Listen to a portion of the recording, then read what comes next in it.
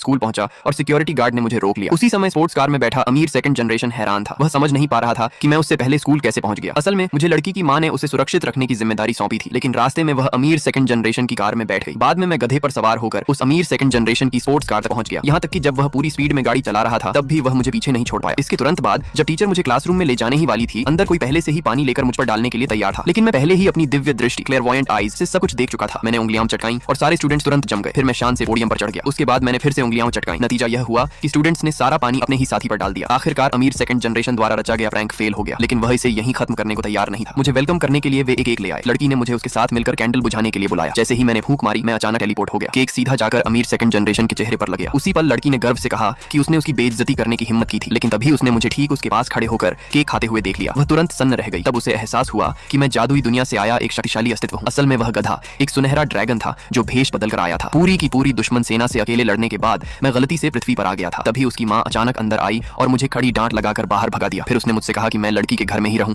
और ग्रेजुएशन पूरा होने तक वापस न जाऊं। मुझे लगा कि कार से दूसरे शहर जाना बहुत धीमा है, इसलिए मैंने लड़की के घर टेलीपोर्ट करने की योजना बनाई, लेकिन मुझे सही लोकेशन याद नहीं रही। नतीजतन मैं सीधे लड़की के बाथरूम में टेलीपोर्ट हो गया। ये देखकर लड़की इतनी डर गई कि उसने किचन नाइफ उठा ली और मुझे मारने के लिए मेरे पीछे दौड़ पड़ी। इस घटना की वजह से लड़की ने ठान लिया कि वह मुझे एक सबक जरूर सिखाएगी। आगे क्या होता है